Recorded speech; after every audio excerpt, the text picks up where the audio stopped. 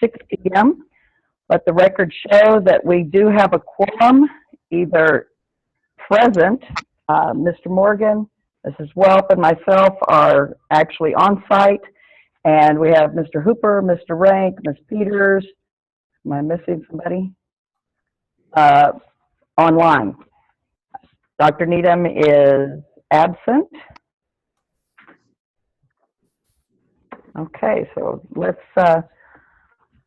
rise for the invocation, please.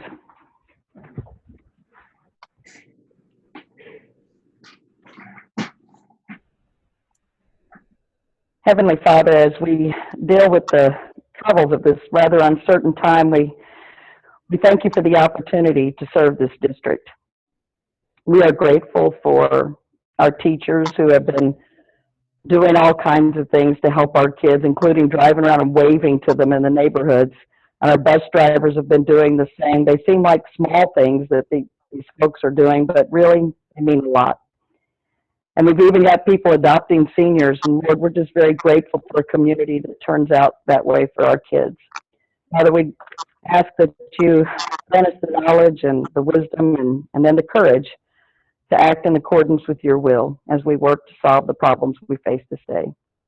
In Jesus' name we pray, amen. Remain standing. Let's do the Pledge of Allegiance. I pledge allegiance to the flag of the United States of America and to the republic for which it stands, one nation, under God, indivisible, with liberty and justice for all. Okay. And now the text is, honor the Texas flag. I pledge allegiance to thee, Texas, one state, under God, one and indivisible. Okay. Thank you. All right. I'm assuming, by the looks of the room, that we have no presentations. Okay. And audience comments. Do we have, I'll read this. I'll read it into the record. Well, this is an historic moment, so.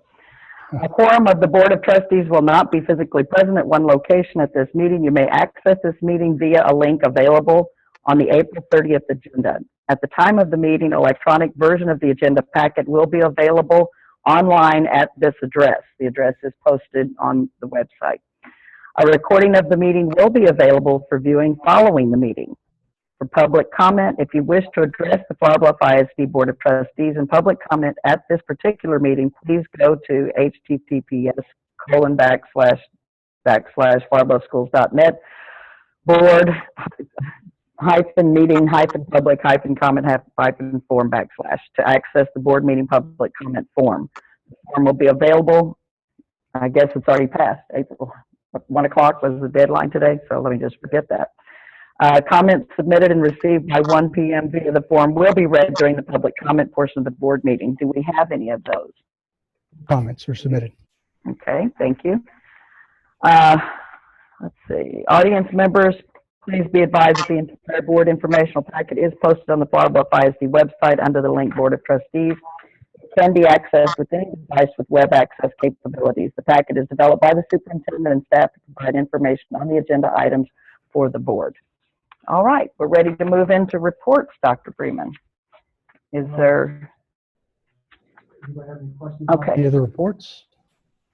Let me look around I keep forgetting to look at the screen. Okay. No questions. All right. Raise your hand if you have a question about anything in this section. All right. With no questions, and please note that these are considered routine in nature. They will not be discussed unless requested by a board member. The board has had the information with sufficient time prior to the board meeting to ask the superintendent and staff questions. This includes summary of finance reports, update on capital construction projects, quarterly investment report, and update on bond projects. All right, reports with presentations. This is item 9. Dr. Freeman? No official presentations this month. Okay. All right, let's move on to item 10, consent agenda. All items under consent agenda are considered to be routine by the Board of Trustees and will be enacted with one motion.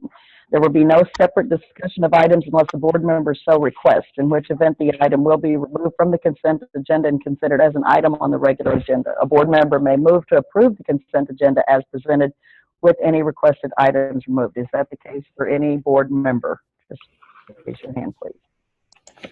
Okay, seeing none. This includes approval of minutes of the regular meeting of February 27th, 2020, emergency meeting of March 12th, 2020, special meeting of March 19th, 2020, and the regular meeting of March 26th, 2020. It also includes the approval of budget change requests, approved by-board co-op proposal for tennis court overlay repair project, approved the Skyward software as a service contract. Got all of it? Yes, okay. I make a motion, we approve the consent agenda.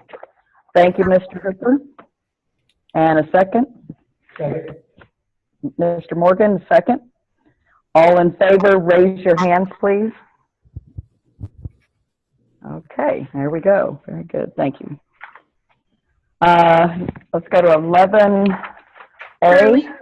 Yes, who's calling me? I was trying to make a comment when you were asking us something. I'm not approving it, but I was just had a comment on that Skyward software because it said we were approving it for a 3-year contract, but there was a deadline by March 15th. That's okay? Yes, that was going to be during the out right after spring break. They extended that, and they've honored the same price. So. Okay, so, is that good? All right. Action item 11A, consider approval of educator, principal, administrator appraisal waiver. Dr. Freeman? All right. This is one of the many waivers that we're going to have to pursue. This is the first one, and then on B, I'll kind of explain where we're going to head on from there. The first one discusses the waiver process for our T-TEST and T-PEST evaluation systems. Really, with not being able to go into the teacher's class or go into the administrator's office or do a walkthrough, it's impossible for us to meet those standards. So the state allowed us to seek a waiver for that this year. We had to have district site-based meeting sign off on that. We had that meeting this afternoon, and they agreed to move forward with that, thinking that would be probably in our best interest to do that. So that's that waiver. And now the second one, and there's a multitude of waivers that we could have pursued. This is an approval of a resolution for delegation of waiver authority. And basically what that's going to do is if you guys approve this resolution, it'll allow me to pursue the waivers through TA as they come, and then come back and ratify them at the next possible board meeting.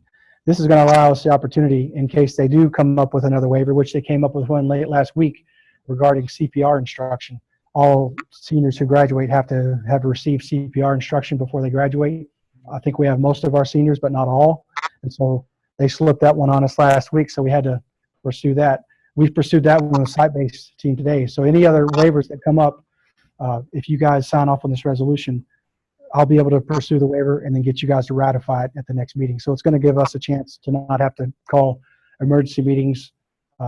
As I said, they're coming out with new waivers every few days, it seems like. I mean, and in the summertime, we'll have to do an attestation of all the missed days waivers and the changed instruction waivers. And there are a lot of waivers coming down the road. So that explains both of those 11A and 11B. Okay, so let's take a look at 11A. Do I have any questions or comments from the board regarding this item? Yeah, Mr. Ryan. I've got a question. So 11B, if that's approved, I guess I don't know why we're parsing out 11A in particular. Is that just because we already know about that waiver? Or, Yes. But in the future, waivers like 11A would be covered by 11B if we pass 11B. Is that correct? Yes, Okay. except for the missed school attendance days that we're not allowed to do that until after the school year. So that'll be in June anyway. But any waiver that I seek, if you guys pass this resolution, will be ratified at the next meeting. I don't see any more coming up, although I didn't think I'd see any more until I saw the CPR one last week. So I can't think of any other reason why they would put more on us, but we're just waiting and seeing. It's changing every few days. It seems like we get a new one. But the one on the appraisal, that needed to go straight to the board. I think that's an important one. Not that the other ones aren't important, but our appraisal system, if we're going to adjust that. There are some other opportunities to pursue other waivers. For instance, some districts have suspended financial reasoning as far as the $50,000 threshold, things like that. I didn't think that was a good idea. If we had to go and buy something, which the only major purchase I can think that we would probably need would be some type of a software where we didn't have to go through procurement laws, but we would have an emergency meeting to do that. But some districts, larger districts, have delegated the superintendent to make emergency purchases. I didn't think that would be a good idea. I do know we're going to need bathtubs and swimming pools full of hand sanitizer if and when we do get to open back up. So if I were to get a good deal on some hand sanitizer, which we're getting emails on now, we would definitely want to pursue that. But I think I could probably get a quorum of you guys to come up here in 2-hour notice and sign off on that. So I just didn't think that would be a good idea for a district our size. I can't see us pursuing or wanting to suspend procurement policies. That's just jumping into a world I didn't want to go to. So Understood. Okay. All right. A motion for 11A, please. Madam President, I'll move that we give approval to submit a waiver to TEA, waiving the requirement for appraisals for the 2019-2020 school year as a result of the COVID-19 crisis. Okay. Thank you, sir. And a second? Second. Thank you, Ms. Peters. Any other questions or comments before we move on? All in favor? This is so weird. Okay. Thank you. Motion approved. And we're moving to 11B, consider approval of the resolution for delegation of waiver authority. He has already explained that to us. Any other, but let's do I need a motion first. I'll make the motion to approve the resolution for delegation of waiver authority. Thank you, Mr. Hooper. And a second? I'll second. Thank you, Mr. Rank. Now, any other questions or comments? Where to look? Okay. All right. All in favor, raise your hands, please. Very good. Motion carries. All right. The next item on the agenda is the closed meeting. Do we have a closed meeting tonight, Dr. Freeman? no, ma'am. Okay. Oh, you lucked out, Mrs. Well. You didn't have to read all of that. All right. Moving to item 13, which is personnel recommendations. And I will entertain a motion there. I'll make a motion to approve the recommendations of the personnel as submitted by the district, by the superintendent. Okay. Thank you, Mr. Hooper. And a second? Second. I'll second.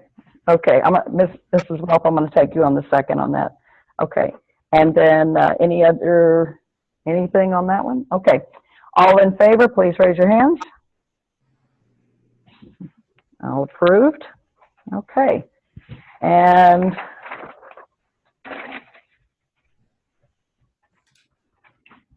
item 14. Let me move through this. Okay. Item 14 is an action item, consideration of the recommendation of the superintendent concerning the termination of teacher probationary contracts at the end of the contract term. A motion, please. I'm sorry. Turned out there were none. We had it on the agenda, but turned out they were all resignations. So that's a. Oh, so perfect. Okay, very good. Okay, so we don't need to do anything there. Okay. All right. Gosh, is that the end of the agenda? Other than the. This is a history maker. Okay. Calendar, the board may set dates for special meetings and hearings and receive information regarding other special dates if we need to do that. There's going to be a need to have a special call meeting probably the first week of May. I'll let you guys know. It's going to be another fast one. We just have to do gas line project and some construction projects that we've already approved, but we have to get you guys to review and sign off on. So Okay. it'll be a fast one. Then we'll have the normal May meeting, I believe, during superintendent's remarks, I'll talk a little bit about our logic behind that meeting and the dates and such, because I know that clashes right in with graduation. So Okay. I'll give you some thoughts on that in a minute. Agenda items for May. Remember, board members, you may submit requests for information to be considered at the regular May board meeting. Now we're down to item 17, announcements from superintendent of schools. Dr. Freeman. All right. Thank you all again for joining us tonight. This is a different world for all of us. I think I've gotten used to the echo now. I don't know if you guys are used to it yet, but it's coming around. Wanted to just kind of remark on a couple of things. We're making plans. We're waiting daily on TA and Commissioner and the Governor to give us guidance. But we do have plans on our year-end closeouts. We've gotten plans at each campus as to how they're going to close out their school year as far as kids coming up, getting their personal belongings, checking in technology, checking in books, etc. Each campus is come up with a plan for that. Some are starting as early as next week. Of course, they're not going to turn in all their instructional materials until the end of the school year, but we do have some PE lockers and some athletics lockers and band lockers that probably don't need to have stuff in them. The big thing right now we're waiting on from the state is graduation guidance and summer school guidance. I was really hoping this afternoon at the 3 o'clock commissioners meeting they would give us advice for both of those things. And once again, we're going to hear next week. They've promised and they put it in writing that we will get graduation guidance next week. And let me speak briefly on that. Mr. Crenshaw and his staff have put together a few options. Right now, we think we're going to be able to do something. We don't know what that's going to look like just yet, but something on our campus at our stadium likely the Saturday night after the school year ends. So it'll be the Saturday of Memorial Day weekend, or is that after? I think it's actually after Memorial Day, 29th or 30th, I believe. Looking at that Saturday, having something where we could socially distance out at the stadium, where I think it's important to do something now. I think our kids need to have something. I think we want to see them in their cap and gown. We want to see them walk across a stage of some sort.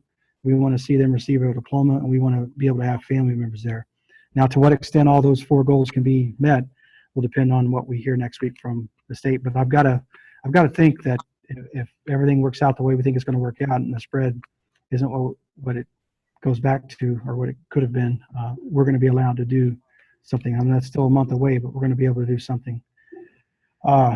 There's plans possibly for alternate things, but as of today, right now, on April 30th, we're going to do that. And as soon as we hear next week, we'll put it out to the public. But there will be some sort of commemoration of our seniors. Summer school, we're still waiting on options for that as well. We think right now, as of today, we're looking at hopefully a hybrid model where we're providing it online like we are now, but hopefully we'll be able to bring up students in small groups a couple of days a week, and groups of 4, groups of 5, whatever the distance requirements are. That's if we can.